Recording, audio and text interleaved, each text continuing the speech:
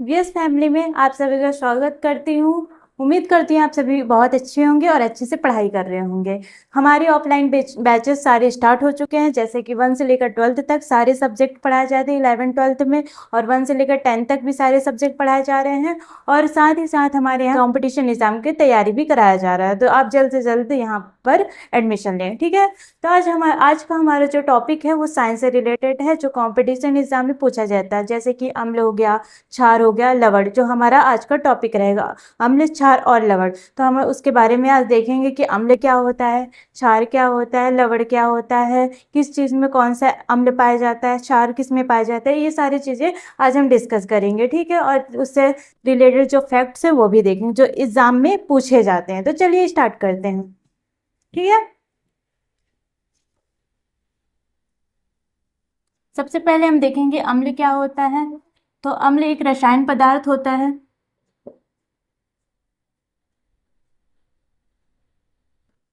रसायन पदार्थ होता है जो क्या होता है, स्वाद में खट्टे होते हैं।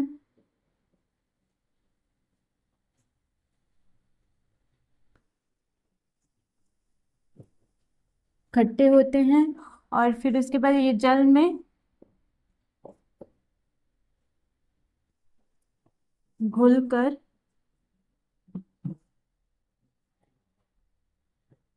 हाइड्रोजन और प्रोटॉन प्रोटॉन मुक्त करते हैं। और फिर उसके बाद क्षार के साथ प्रतिक्रिया कर नमक बनाते हैं, ठीक है। नमक बनाते हैं और इनका पीएच मान कितना होता है, 0 से लेकर 0.6 तक होता है, ठीक है। अम्ल, अम्ल क्या होते हैं, रसायन पदार्थ होते हैं। ये स्वाद में क्या होते हैं, खट्टे होते हैं। अम्ल जो है खट्टे पदार्थों में पाया जाता है, ठीक है।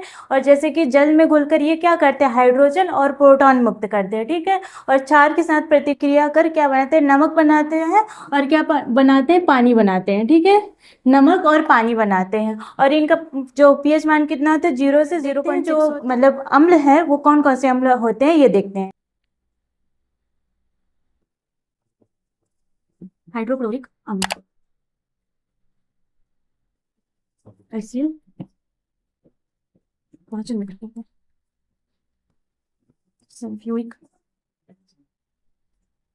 सल्फ्यूरिक अम्ल, H2SO4, बैटरी में प्रयोग किया जाता है और औषधि उद्योग में प्रयोग किया जाता है।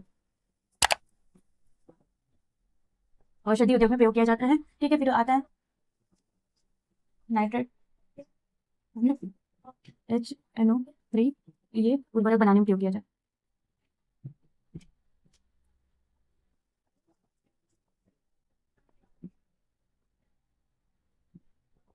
शुगर बनाने में प्रयोग किया जाता है। फिर उसके बाद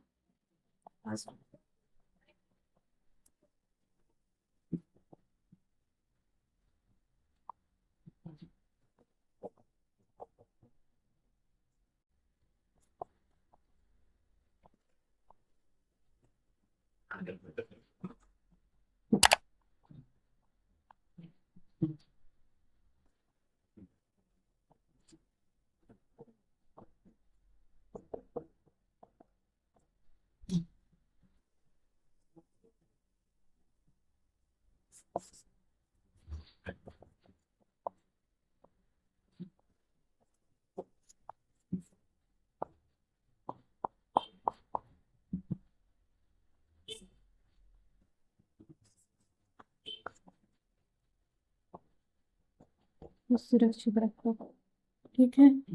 और फिर आता है बॉरिक अम्ल। बॉरिक अम्ल क्या करता है, H3BO3 इसका सूत्र है। बॉरिक अम्ल जीवाणुनाशी होता है और आंखों की दवा के लिए होता है ये, ठीक है। आंखों की दवा के लिए होता है। फिर उसके बाद आता है टार्टरिक अम्ल।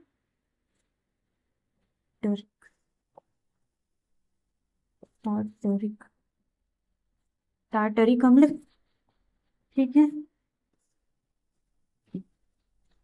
O7। टार्टरिक अम्ल से C6H6O7 इमली में पाया जाता है और शराब में बनाने में प्रयोग किया जाता है और खाद्य पदार्थों में प्रयोग किया जाता है, ठीक है। ये क्या है? अम्ल है, ठीक है। अम्ल से रिलेटेड है क्या? मतलब कि हाइड्रोक्लोरिक अम्ल, इसमें क्या, ये किस चीज में प्रयोग किया जाता है? पाचन में प्रयोग किया जाता है, ठीक है। इसका रासायनिक सूत्र क्या है? HCl है। फिर आता है सल्फ्यूरिक अम्ल। सल्फ्यूरिक अम्ल का रासायनिक सूत्र क्या होता है? H2SO4। ये किसमें प्रयोग किया जाता है? बैटरी बनाने में प्रयोग किया जाता है और औषधि उद्योग में प्रयोग किया जाता है, ठीक है। फिर उसके आता है नाइट्रेट अम्ल। इसका जो रासायनिक सूत्र है क्या होता है? HNO3 होता है। ये किस चीज में प्रयोग किया जाता है? उर्वरक में प्रयोग किया जाता है, ठीक है। फिर आता है कार्बनिक अम्ल। इसका सूत्र होता है H2CO3। ये सोडा में प्रयोग किया जाता है। और फिर ये जो H2CO3 जो कार्बनिक अम्ल है, ये कैल्शियम कार्बोनेट का अम्लीय रूप होता है, ठीक है।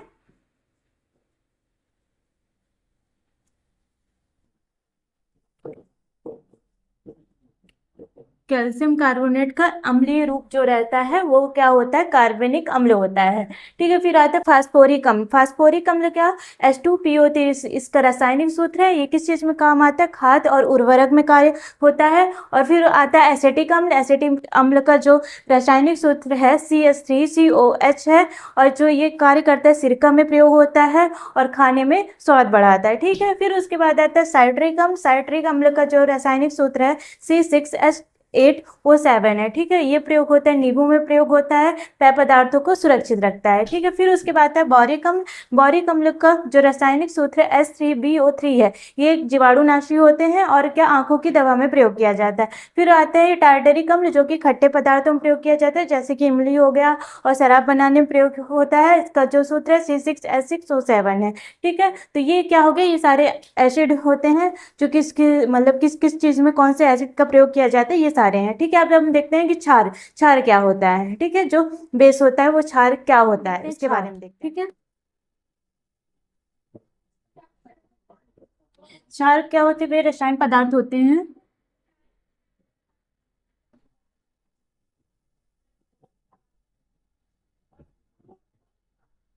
स्वाद में क्या होंगे? कसैले होंगे या कड़वे होंगे, ठीक है।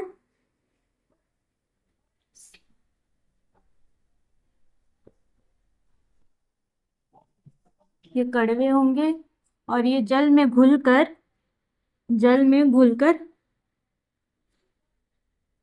हाइड्रोक्साइड आयन देंगे। हाइड्रोक्साइड आयन करते हैं, ठीक है। ये क्या करेंगे? जल में घुलकर हाइड्रोक्साइड मुक्त करते उत्पन्न करते हैं, ठीक है। फिर उसके बाद ये अम्ल से प्रतिक्रिया करके क्या बनाते हैं? नमक बनाते हैं। अम्ल से प्रतिक्रिया कर क्या बनाएंगे? नमक बनाएंगे, ठीक। क्या होते हैं? क्षार। वे रसायन पदार्थ होते हैं जो स्वाद में क्या होंगे? कसैले होंगे या कड़वे होंगे। जल में घुलकर ये क्या उत्पन्न करेंगे? हाइड्रोक्साइड आयन उत्पन्न करेंगे, ठीक है। फिर ये अम्ल से प्रतिक्रिया कर क्या बनाते हैं? नमक बनाते हैं। और फिर जो इनका पीएच मान है वो कितना होता है? 7 से लेकर 14 तक होता है, ठीक है। 7 से लेकर 14 तक रहता है, ठीक। अब देखते हैं कौन कौन से क्षार होते हैं। Hydroxide, sodium hydroxide NaOH, sodium hydroxide NaOH इसका सूत्र होता है। और ये क्या डिटर्जेंट बनाने में प्रयोग होता है? डिटर्जेंट और साबुन बनाने में प्रयोग होता है, ठीक है। और फिर होता है उसके बाद पोटेशियम हाइड्रोक्साइड KOH, ठीक है। बैटरी बनाने में प्रयोग किया जाता है। फिर उसके बाद होता है मैग्नीशियम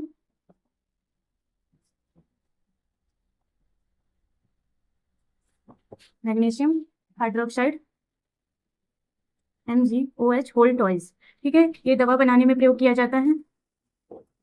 दवा बनाने में प्रयोग किया जाता है। और कैल्शियम हाइड्रोक्साइड CaOH,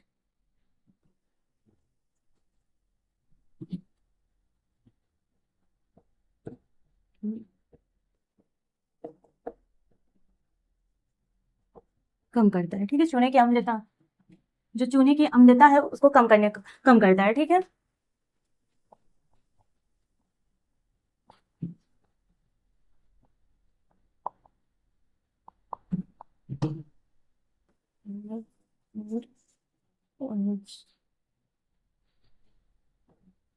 घर की सफाई करने में प्रयोग किया जाता है। ठीक है, ये क्या हो गया? क्षार। सोडियम हाइड्रोक्साइड NaOH इसका रासायनिक सूत्र है। ये प्रयोग होता है डिटर्जेंट में और साबुन में प्रयोग किया जाता है। ठीक है, फिर उसके बाद पोटेशियम हाइड्रोक्साइड, ये इसका रासायनिक सूत्र है KOH है और ये बैटरी में प्रयोग किया जाता है। और फिर उसके बाद मैग्नीशियम हाइड्रोक्साइड, इसका सूत्र है MgOH होल टॉइस। ठीक है, और ये दवा बनाने में प्रयोग किया जाता है। फिर आते हैं calcium hydroxide Ca whole OH twice, चूने की अम्लता को कम करता है। ठीक है, फिर उसके बाद आता है अमोनियम हाइड्रोक्साइड, ये इसका सूत्र क्या है? Na4OH है।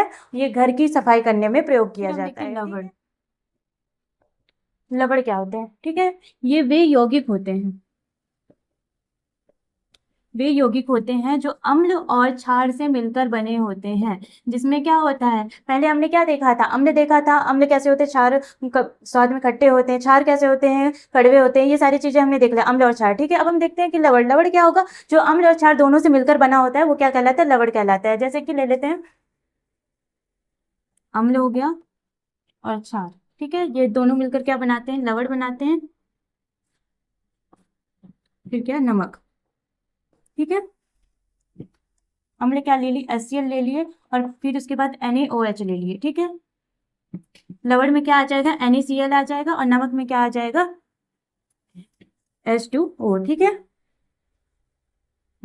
ये क्या हो गया? अम्ल और क्षार दोनों मिलकर क्या बनाते हैं? लवण बनाते हैं और नमक बनाते हैं। जैसे कि नमक में, अम्ल में ले लिए HCl ले लिया हमने, क्षार में ले लिया NaOH ले लिया, फिर लवण क्या हो जाएगा? NaCl हो जाएगा और नमक में क्या आ जाएगा? मतलब कि ये तो जो लवण बना है वो क्या बना है? नमक बना है, तो ये क्या बन जाएगा? पानी। ठीक है, लवण और पानी बनाते हैं। ठीक है, H2O।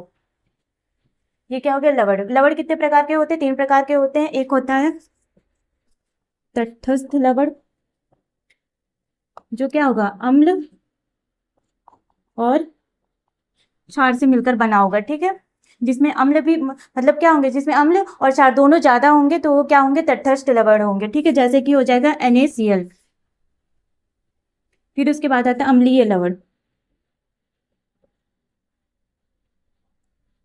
इसमें क्या होगा? अम्ल ज्यादा होगा क्षार से। ठीक है, अम्ल ज्यादा होगा क्षार से तो वो क्या कहलाएगा? अम्लीय। क्या देख लिया हमने? अम्लीय लवण। अम्ल, इसमें क्या होगा? अम्ल ज्यादा होगा और क्या होगा? क्षार भी ज्यादा होगा, तो दोनों मिलकर क्या बनाएंगे? अम्लीय लवण बनाएंगे। जैसे कि NaH, ठीक है, SO4 हो जाएगा। ठीक है, इसका एग्जाम्पल। बाद आता है क्षारीय लवण, जिसमें क्या होगा? क्षार क्या होगा? ज्यादा होगा अम्ल से, तो वो क्या कहलाएगा? क्षारीय लवण कहलाएगा। जैसे एग्जाम्पल ले लेते हैं MgOH OH2Cl। ठीक है, तो ये क्या आ जाएगा?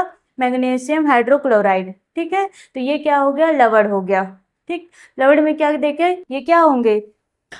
ये जो अम्ल और क्षार दोनों से मिलकर बने होंगे। जैसे कि अम्ल और क्षार दोनों मिलकर क्या बनाते हैं? लवण और पानी बनाते हैं। जैसे कि HCl ले लिया अम्ल और क्षार में NaOH ले लिया, फिर लवण क्या होगा? NaCl मतलब कि नमक हो जाएगा और पानी में क्या होगा? H2O होगा। ठीक है, ये फिर उसके बाद तटस्थ लवण हो जाएगा। 3 प्रकार के लवण पाए जाते हैं, एक तटस्थ लवण पाया जाता है, एक अम्लीय लवण पाया जाता है, एक क्षारीय लवण पाया जाता है। तटस्थ लवण में क्या होगा? अम्ल और क्षार दोनों ही ज्यादा होंगे तो वो क्या कहलाएंगे? तटस्थ लवण कहलाएंगे। जैसे एग्जाम्पल ले लिया हमने NaCl। ठीक है, फिर उसके बाद आता है अम्लीय लवण। अम्ल, जिसमें अम्ल ज्यादा होगा क्षार से तो वो क्या कहलाएगा? अम्लीय लवण कहलाएगा। ठीक है, जैसे कि NaHSO4। ठीक, फिर उसके बाद आता है क्षारीय लवण, जिसमें क्षार ज्यादा होगा तो वो क्या कहलाएगा? क्षारीय लवण। जैसे कि मैग्नीशियम हाइड्रोक्लोराइड। ठीक है, तो ये क्या हो गया? हमने देख लिया हम क्षार क्या होता है, देखा हमने। फिर उसके बाद देखा कि अम्ल क्या होता है, फिर लवण क्या होती है। ये सारी चीजें हमने देख लिया। अब देखते हैं जो इनका pH मान होता है, जो क्षार, अम्ल का और क्षार का, वो कितना होता है। ये सारी चीजें देखते हैं, किसमें कितना pH मान होता है वो देखते हैं। ठीक है, नींबू में pH मान कितना होता है? 2 होता है। सेब के रस में, नींबू के रस में pH मान कितना होता है? 2 होता है। और सेब के रस में pH मान कितना होता है? 3 होता है। दही में दही में 4.5 पाया जाता है। फिर काली कॉफी में कितना पाया जाता है? का pH मान कितना होता है? 5 होता है। फिर शुद्ध जल में pH मान कितना होता है? शुद्ध जल का 7 होता है। और जो समुद्र के जल में होता है, समुद्र के जल का पीएच मान कितना होता है? 8 होता है। और जो मानव रक्त का पीएच मान कितना होता है? मानव रक्त का पीएच मान कितना हो जाएगा? 7.35 से लेकर 7.45 तक होता है। ठीक है, तो ये क्या होगा? पीएच मान। जैसे कि नींबू के रस का पीएच मान कितना होता है? 2 होता है। सेब के रस का पीएच मान कितना होता है? 3 होता है। दही में कितना होता है? 4.5 होता है। और काली कॉफी का पीएच मान कितना होता है? 5 होता है। और शुद्ध जल का पीएच मान कितना होता है? 7 होता है। और समुद्र के जल का पीएच मान कितना होता है? 8 होता है। और मानव रक्त का पीएच मान कितना होता है? 7.35 से लेकर 7.45 तक होता है। तो हमने क्या क्या देख लिया? अम्ल देख लिया। अम्ल क्या होता है, कौन कौन से अम्ल होते हैं, जैसे हाइड्रोक्लोरिक अम्ल, ये सारी चीज़ें किस चीज़ में प्रयोग किए करते हैं, ये सारी चीज़ें हमने देख चुका। फिर उसके बाद क्षार देख लिया कि क्षार कौन से होते हैं, क्षार क्या होता है, ये सारी चीज़ें देखा। फिर लवण क्या होता है, इसके कितने प्रकार होते हैं। फिर उसके बाद हमने देखा पीएच मान। ठीक है, अगर वीडियो पसंद आई होगी तो लाइक करें, सब्सक्राइब करें। Thank you so much.